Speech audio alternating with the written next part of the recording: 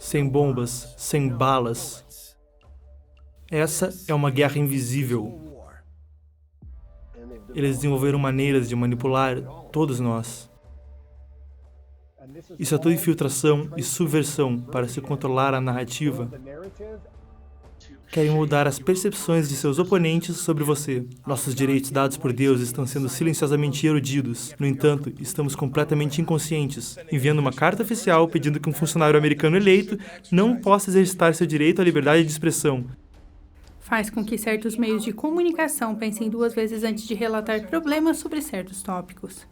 O reitor de uma universidade pessoalmente me advertiu e me escoltou para fora do campus, dizendo-me para não voltar. Uma despercebida força das trevas está atacando a América. É uma luta entre liberdade e totalitarismo. Manipulando a América, o manual do regime comunista chinês.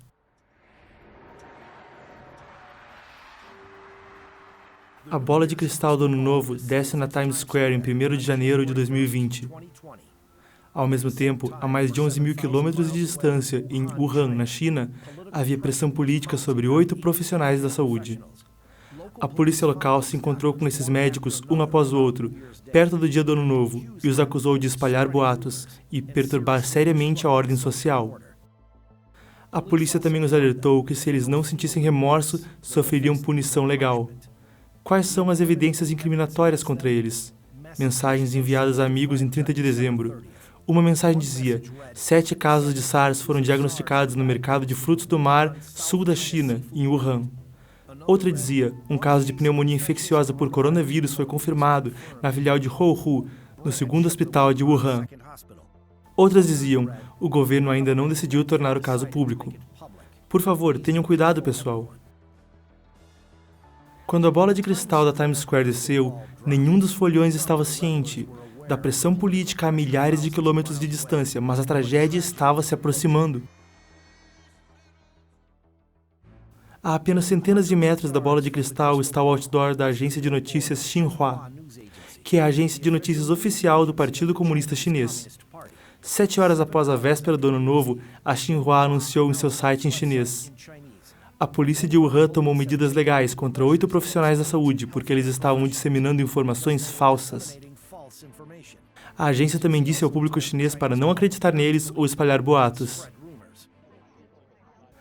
Você tinha médicos heróis que estavam soando o alarme, tentando contar ao mundo sobre a Covid-19.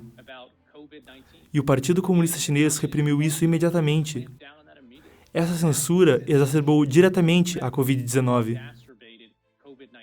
E é algo que agora está impactando muitos americanos.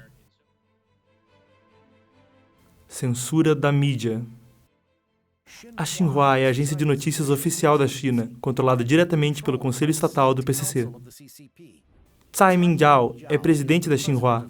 Anteriormente, atuou como vice-diretor do Departamento de Propaganda do PCC, onde ele governava a mídia com um punho de ferro, demitindo escritores que ousavam dizer a verdade, com um forte controle sobre a mídia e lealdade política ao partido.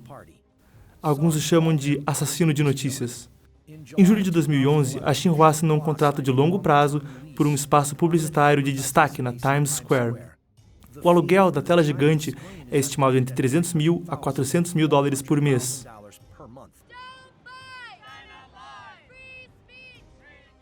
Em seu primeiro dia de transmissão, um grupo tibetano protestou, dizendo que a agência de censura do PCC não é bem-vinda na cidade de Nova York.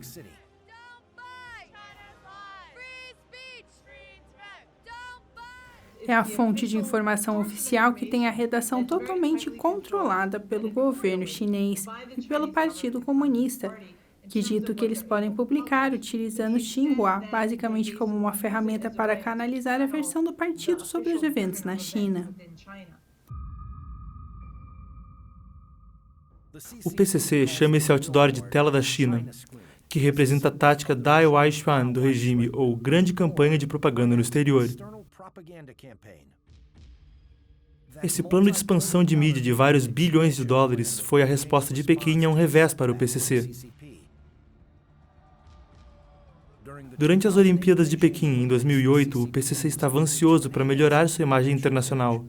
mostrando ao mundo que a China poderia sediar os Jogos Perfeitos. Por trás das cenas, o PCC estava abusando cada vez mais dos direitos humanos e silenciando dissidentes. Após quase 2 semanas de manifestações violentas, políticos e grupos de direitos humanos de todo o mundo pediram um boicote às Olimpíadas de Pequim. Funcionários envergonhados do PCC acreditavam que isso aconteceu porque sua própria mensagem não estava sendo ouvida o suficiente fora da China. Então eles precisavam de uma voz maior. Em 2009, o PCC investiu o valor de 6,6 bilhões de dólares na grande campanha de propaganda no exterior, para alimentar a expansão global de seus porta-vozes oficiais e abafar as vozes da mídia ocidental. O PCC não apenas buscava melhorar sua imagem ao redor do mundo, mas também promover uma estratégia de expansão do seu poder no mundo. Quando a crise financeira internacional começou em 2008, parecia que naquele momento muitos países estavam buscando ajuda financeira da China e consideravam-na sua porta de saída da crise. Portanto, o PCC estava cheio de confiança naquele momento. Internamente, sentiu que era necessário fortalecer seu domínio totalitário. No exterior, também viu uma oportunidade de expandir seu poder no estrangeiro e estabelecer uma ordem comunista de acordo com a vontade do PCC. Obviamente, o PCC ainda não tem como enfrentar os Estados Unidos no poder militar, por isso adotou o método da guerra de informação. Existe a guerra de informação, que é muito mais sutil, e é assim que você molda as percepções de seu oponente. E existem muitas modalidades diferentes usadas para atingir esses fins. Para um país alcançar seus objetivos políticos, manipulando o outro. Como posto avançado de vanguarda dessa campanha global, em 2010 a Xinhua alugou escritórios na Times Square para ser sua sede na América do Norte pelos próximos 20 anos. No ano seguinte, alugou um telão publicitário que tem altíssima exposição e começou a reproduzir vídeos de propaganda. Outro meio de comunicação estatal chinês, o China Daily, entrou na vida dos americanos de uma maneira ainda mais insidiosa. O China Daily, por exemplo, o jornal chinês que é controlado pelo PCC, patrocinado pelo Estado chinês, é deixado na porta do meu escritório, sendo um membro do Congresso, no prédio da Câmara. Isso apenas nos indica o quão poderosa e avançada é a máquina de propaganda chinesa. O China Daily está inserindo um suplemento de várias páginas chamado China Watch, como propaganda paga nos principais jornais, incluindo o The Washington Post e o The Wall Street Journal, há alguns anos. O Partido Comunista Chinês entende que os políticos no Ocidente, ao contrário de lá, devem ser sensíveis à opinião pública até certo ponto, e aumentando sua influência nesses outros meios de comunicação, eles são capazes de moldar as percepções dos Estados Unidos sobre a China comunista, para tornar o público americano menos hostil, facilitando para os oficiais do Partido Comunista Chinês lidarem com os oficiais eleitos nos Estados Unidos.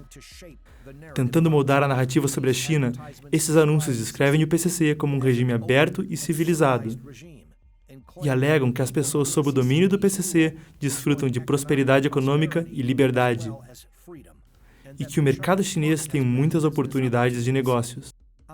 Na primeira página da inserção, um texto quase imperceptível diz que o conteúdo foi pago pela mídia oficial do PCC.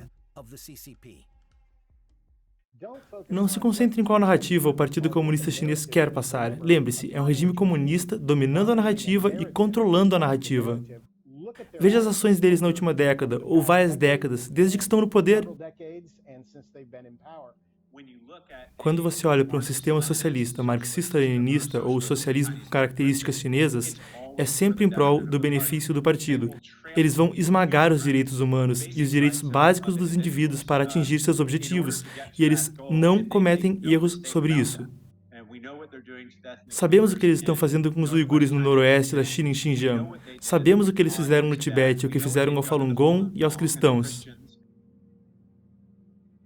O China Daily, patrocinado pelo Departamento de Propaganda do PCC, foi registrado como um agente estrangeiro no Departamento de Justiça em 1983. Novos documentos registrados no Departamento de Justiça dos Estados Unidos em 1º de junho mostram que durante um período de 3 anos, a partir de novembro de 2016, o China Daily pagou mais de 4,6 milhões de dólares ao The Washington Post e quase 6 milhões de dólares ao The Wall Street Journal. É muito difícil para os jornais sobreviverem na era digital. O Partido Comunista Chinês consegue publicar muitas informações nesses jornais por pagar muito dinheiro. As pessoas de muitos países não sofreram diretamente com o governo do Partido Comunista, e eles não sabem o quão maligno é o PCC. Portanto, é mais provável que os ocidentais aceitem as histórias contadas pelo PCC antes de serem lesados por ele. Então, conhecemos a Alemanha nazista e Joseph Goebbels. Portanto, a guerra de informação está presente há muito tempo. Agora o ambiente midiático mudou, a maneira como as pessoas absorvem e consomem informações, com que rapidez, como são disseminadas, é muito diferente dos métodos do início do século XX.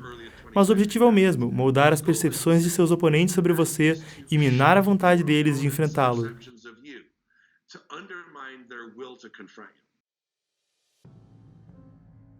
A imprensa livre nos Estados Unidos ajudou o mundo a entender a verdadeira natureza do PCC no passado. Em 1989, quando o exército do PCC lavou com sangue o movimento pela democracia da Praça da Paz Celestial, os repórteres ocidentais arriscaram as suas vidas e capturaram imagens da luta do povo chinês contra a tirania. Em 1997, a mídia dos Estados Unidos expôs a venda de órgãos humanos patrocinada pelo PCC, de prisioneiros executados para transplante médico. Com o livre fluxo de informações, a máquina de propaganda do PCC não seria capaz de competir, mesmo que funcionasse com capacidade total. Por esse motivo, o PCC preparou outra ferramenta para sua grande campanha de propaganda no exterior: censura estrangeira. O governo chinês e oficiais chineses dentro da China tentando obstruir nossos correspondentes de cobrir certas histórias ou intimidando fontes e, portanto, tornando mais difícil para eles relatarem informações sobre vários aspectos do que está acontecendo na China que o governo chinês não quer que saibam. Em 2012, depois de publicar matérias investigativas que expõem as enormes riquezas dos funcionários do PCC, o The New York Times e a Bloomberg tiveram seus sites bloqueados na China e os vistos de seus repórteres foram negados. Um ano depois, a Bloomberg deixou de publicar uma matéria investigativa sobre os laços financeiros de um alto funcionário do PCC. Em 2018, o PCC prendeu os parentes de pelo menos 5 repórteres, depois que esses jornalistas da Rádio Ásia Livre cobriram as violações de direitos humanos em Xinjiang. Em 2019, o PCC ameaçou a empresa de dados Refinitiv, parceira da agência de notícias Reuters, com suspensão de serviço na China, caso a Refinitiv não removesse histórias relacionadas ao massacre da Praça da Paz Celestial. A Refinitiv acatou a exigência. Além disso, o PCC expulsou pelo menos 19 jornalistas estrangeiros nos últimos 12 meses, e cerca de 82% dos jornalistas estrangeiros dizem ter sofrido interferência, assédio ou violência ao relatar na China no ano passado. O PCC até estendeu essa interferência ao exterior. Diplomatas chineses tentam interferir regularmente com a mídia nos Estados Unidos, especialmente de idioma chinês, mas não apenas. Isso envolve intimidar repórteres, pressionando os executivos para reclamar sobre histórias específicas, intimidando empresas que tentam exibir anúncios em mídias da comunidade local chinesa. Acho que se o objetivo é tentar incentivar a censura ou fazer com que certas mídias pensem 2 vezes sobre relatar determinados problemas ou tópicos, ou fazer com que os anunciantes pensem 2 vezes sobre fazer publicidade em um veículo de notícias específico. Mas eles não têm liberdade de silenciar aqueles que discordam deles, ou apresentar a linha do Partido Comunista Chinês como única perspectiva correta. A censura da fala é abrangente e, em algum momento, pode ser mortal. Quando a SARS eclodiu na China em 2003, o The Wall Street Journal e a Time Magazine relataram sobre o médico chinês Jiang Yanyong, que expôs o encobrimento dos funcionários do PCC sobre a epidemia. Os relatórios atraíram atenção global e especialistas da OMS rapidamente foram à China para investigar a situação. Eles acabaram confirmando o encobrimento do PCC, tomando medidas para evitar que a epidemia se espalhasse ainda mais longe. 17 anos depois, a máquina de censura do PCC amadureceu. No início do surto de vírus, o PCC ordenou que os médicos chineses não aceitassem entrevistas de nenhuma mídia. A OMS não investigou as informações fornecidas pelo PCC e baseou nelas as suas recomendações, levando à disseminação global da epidemia. Enquanto isso, a maioria das mídias nos Estados Unidos citou diretamente os dados do PCC, mesmo depois de terem sido expostos como propaganda e mentira. Ainda hoje, as agências de notícias continuam relatando dados chineses como verdadeiros, mas raramente mencionam como o encobrimento inicial do PCC deixou o mundo despreparado, custando inúmeras vidas. E, em vez disso, esses meios de comunicação relatam sobre quais lições o resto do mundo pode aprender com o PCC. Eles acham que seus jornais não terão influência se não puderem reportar na China, portanto, desejam desesperadamente agradar o PCC, e têm muito cuidado com o que eles relatam sobre a China, tentando equilibrar suas matérias. Esses são os chamados relatórios equilibrados, que publicam muitas das palavras do PCC ou simplesmente bajulam o PCC. Eu acho que isso viola os princípios mais básicos do jornalismo noticioso.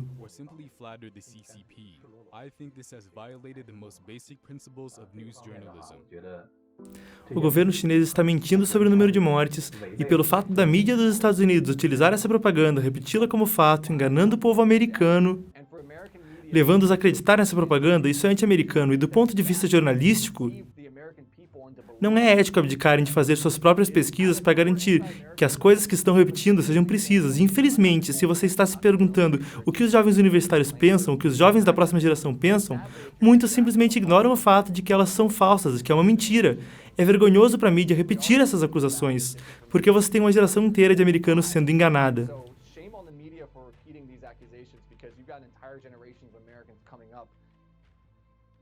Censurando governos.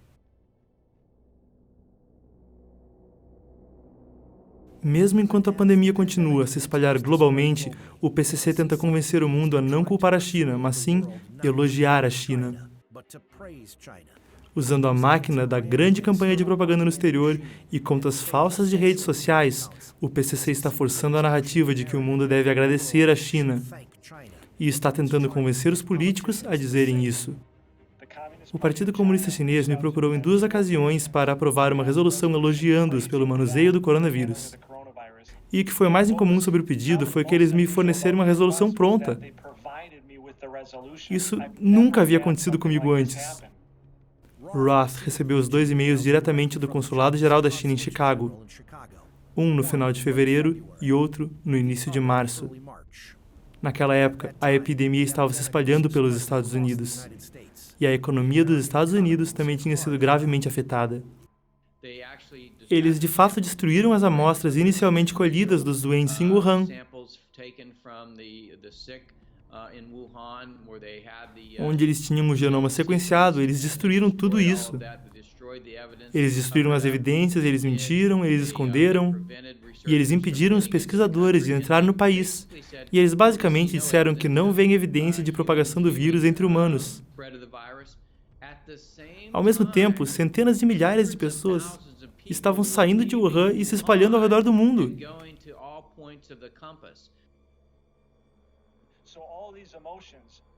Então, todas essas emoções estão passando por mim, e para ser sincero, eu fiquei completamente enfurecido. E foi aí que eu disse à minha equipe que iríamos enviar uma resposta a eles. Eu disse para enviarem cada palavra dita. Caro cônsul geral, demente. Além da raiva, Roth também tinha preocupações. Ele percebeu como o PCC havia estendido sua influência a funcionários eleitos nos Estados Unidos, e que isso pode até ser uma prática comum. Eu nunca falei com o consulado deles antes, é por isso que torna essa situação muito incomum e assustadora, por eles acharem que esse é um comportamento normal, para que um governo estrangeiro chegue a um estado soberano como Wisconsin e peça a aprovação da resolução. Aqui está provavelmente a parte que deve assustar a maioria. Eles realmente sentiram que não havia problema em fazer isso. Então isso faz você pensar, será que eu sou o primeiro que eles pediram para que uma resolução fosse aprovada? Eu acho difícil de acreditar que eu fui o primeiro. O Senado do Estado de Nova York aprovou uma resolução em 18 de junho de 2019, designando 1º de outubro como o Dia da China. 1º de outubro é o aniversário da tomada do poder da China pelo Partido Comunista, em 1949. Huang Ping, o cônsul-geral chinês em Nova York, foi convidado a testemunhar a adoção da resolução. Muitos grupos chineses no estado de Nova York protestaram contra a resolução, entre eles, grupos oprimidos pelo PCC. Eles temiam que a resolução melhorasse a imagem do PCC no estado de Nova York. Um mês antes do estado de Nova York aprovar a resolução, as negociações comerciais entre os Estados Unidos e a China entraram em colapso, porque o PCC não estava disposto a assumir compromissos legais para proteger direitos de propriedade intelectual. Algumas autoridades federais pediram um aumento das sanções contra o PCC. Naquele momento, o gesto amistoso do estado de Nova York direcionado ao PCC foi imediatamente elogiado pelo ministro das Relações Exteriores da China. Desde que o presidente Trump chegou ao poder, especialmente durante a guerra comercial sino-americana, os dois partidos chegaram a um consenso sobre o PCC.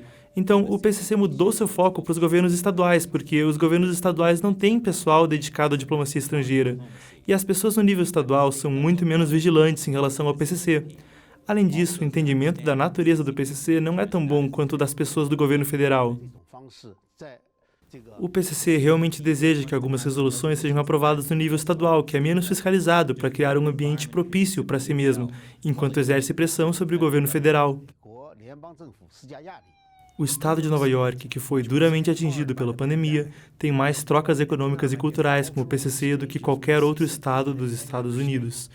De acordo com a Câmara de Comércio Geral da China, 50,9 bilhões de dólares em investimentos da China foram injetados em Nova York de 2011 a 2017, muito mais do que qualquer outro estado. O governo do estado de Nova York declarou em 2017 que o desenvolvimento das relações sino-americanas é uma de suas principais prioridades. O PCC mapeou todos os políticos do país, desde os governadores até os legisladores estaduais.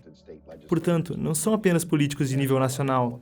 E eles mapearam quem é mais gentil com o PCC ou até gosta deles, quem é moderado, ambivalente ou hostil em relação a eles. E eles desenvolveram maneiras de manipular todos nós. Considerando que, se você só quer ganhar dinheiro e trazer empregos para o seu estado, tudo bem então. Podemos estabelecer um acordo, mas nunca diga o nome de Taiwan, nunca critique Xi Jinping. Nós garantiremos que nosso pessoal do partido invista em negócios em seu estado. Estará o regime comunista censurando as observações de autoridade dos Estados Unidos? Uma maneira do regime fazer isso é através de seus relacionamentos com as cidades irmãs. De acordo com o PCC, as cidades irmãs trazem maiores trocas culturais, econômicas e cooperação. No entanto, essa cooperação às vezes está cheia de armadilhas. Quando Praga, capital da República Tcheca, assinou um acordo de cidade-irmã com Pequim em 2016, concordou em aderir à política de uma só China, ou seja, reconhecer Taiwan como parte da China. Isso foi exposto por autoridades municipais recém-eleitas no ano passado. O novo prefeito rejeitou a inclusão dessa política no acordo entre as cidades e quis remover o acordo de uma só China. Ele disse que seu país não deve se afastar das vítimas de injustiça. O PCC imediatamente ameaçou Praga com o rompimento de relações diplomáticas, com a interrupção de voos e redução de ajuda financeira. A cidade de Nova York, como Praga, também assinou um acordo de cidade-irmã com Pequim. O cônsul-geral da China em Nova York enviou uma carta no mês passado ao porta-voz de um legislador desse estado. Aqui está o que a carta diz em parte. Como todos sabemos, Taiwan faz parte da China. Evite se envolver em qualquer contato oficial com Taiwan, incluindo o envio de mensagens de felicitações aos oficiais eleitos. Um representante do Partido Comunista Chinês na cidade de Nova York enviando uma carta oficial pedindo que um funcionário americano eleito não possa exercitar seu direito à liberdade de expressão. Isso não é um evento único, está acontecendo em todo o país. O abuso da chamada amizade vai ainda mais longe. A Associação para a Defesa de Direitos Humanos e Liberdade Religiosa publicou um documento interno do PCC, emitido pelo Comitê do Partido da província de Henan, de março de 2017. O arquivo contém o seguinte texto: faça pleno uso do relacionamento com as cidades irmãs no estrangeiro para espremer o espaço do Falun Gong em suas atividades no exterior. O Falun Gong é uma popular prática espiritual tradicional chinesa. A prática tem sido fortemente perseguida pelo PCC desde 1999, porém é praticada livremente em todo o mundo. O documento da província de Henan revela algo mais. Como os comitês provinciais do partido não têm autoridade para formular política externa, significa que a ordem veio do Comitê Central do PCC. Isso mostra que o PCC está tentando exportar sua perseguição à liberdade de crença via seu relacionamento com as cidades irmãs. O PCC exportou implicitamente seus valores e influência para os Estados Unidos. Esse é um tipo de soft power que força ou influencia os Estados Unidos a abandonar seus valores sem saber disso. Isso foi danoso aos princípios que fundaram os Estados Unidos. O povo dos Estados Unidos nunca sofreu tanto dano durante a sua história, nem mesmo durante a Guerra Fria.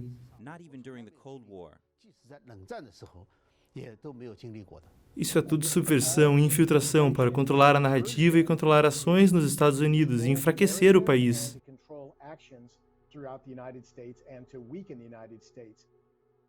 Até março de 2019, os Estados Unidos e a China têm 227 acordos entre cidades irmãs e 50 acordos bilaterais entre estados americanos e províncias chinesas.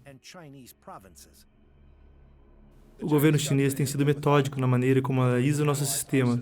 Nosso sistema, que é muito aberto, do qual nos orgulhamos muito, ele avaliou nossas vulnerabilidades e decidiu explorar nossas liberdades para obter vantagem sobre nós, no nível federal, estadual e local. Censura acadêmica. Outro cavalo de Troia entrou nos Estados Unidos sob a bandeira das trocas culturais em 2004. Faz parte da guerra do PCC contra a liberdade de pensamento. Eles são chamados Instituto Confúcio. Financiados por Pequim, os Institutos Confúcio trabalham com universidades e escolas dos Estados Unidos e são promovidos como centros para ensino do idioma e da cultura chinesa. Mas, na verdade, eles executam uma agenda política mais subversiva. Eles nutrem a linha do Partido Comunista Chinês em tudo. Eu realizei pesquisa em 12 institutos Confúcio nos Estados Unidos.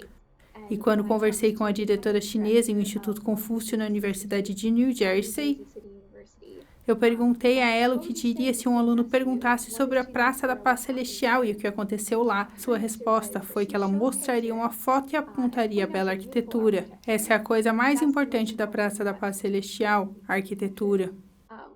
Sabemos que lá ocorreu um grande evento histórico e que os alunos precisam aprender sobre isso. Mas você não aprenderá sobre isso nos institutos Confúcio. O PCC abriu 541 institutos Confúcio em mais de 100 países ao redor do mundo. Cerca de 15% deles estão nos Estados Unidos, o maior número em qualquer país.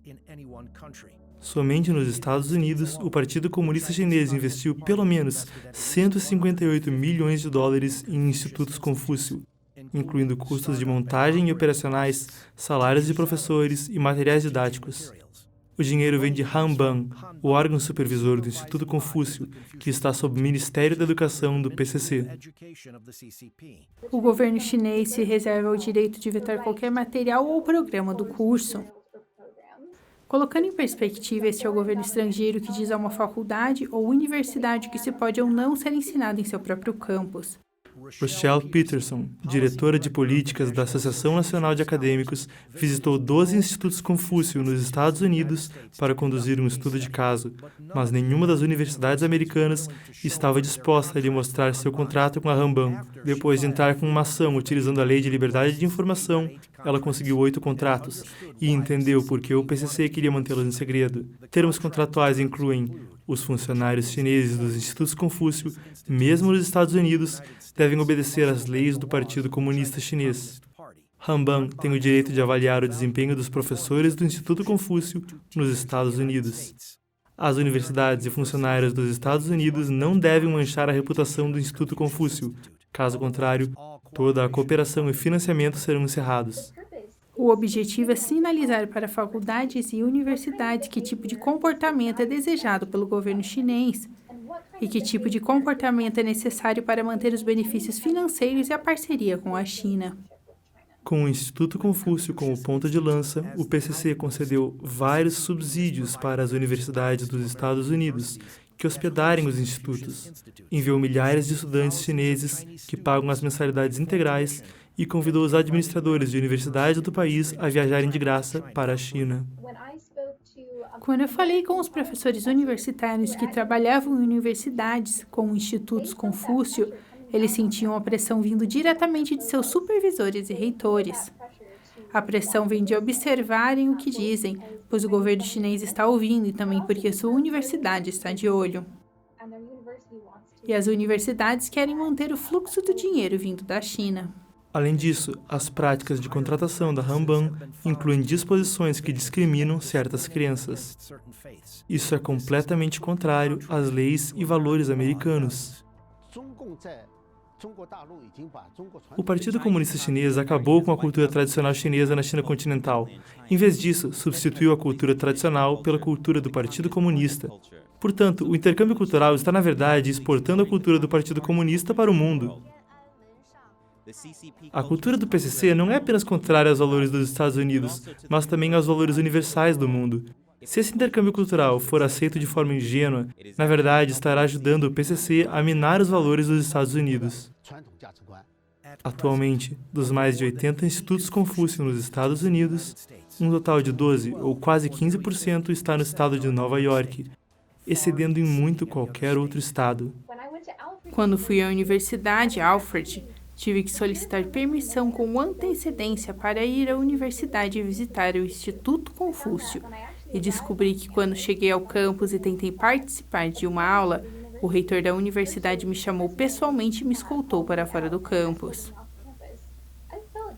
Eu fiquei profundamente alarmada e chocada com o fato do Instituto Confúcio ter estabelecido uma filial do governo chinês no campus.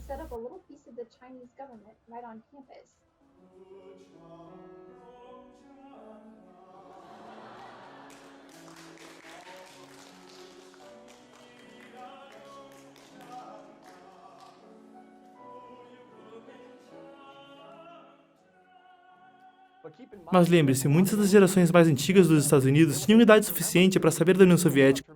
Eles tinham idade suficiente para se lembrarem dos países em ruínas sob regimes comunistas e socialistas, mas muitos jovens não se lembram disso. Eles não estão conscientes do que está acontecendo lá, e por causa disso, é mais provável que caiam nos esforços de propaganda em comparação com as gerações mais velhas. Os regimes comunistas e outros totalitários tentam criar um homo soviéticos ou homo comunísticos, para que as pessoas pensem ou parem de pensar e apenas aceitem o que o partido diz estar certo ou errado. Pequim sabe que as crianças de hoje são os líderes de amanhã. A competição pela China está acontecendo e está acontecendo nos seus estados e é uma corrida para atacar as liberdades básicas que cada um de nós valorizamos. É uma luta entre liberdade e totalitarismo, entre as pessoas que têm a opção de fazer o que querem com as suas vidas e pedir que alguém lhes diga o que devem fazer e como devem viver. E é por isso que quando olho para o povo chinês, eu nos vejo neles.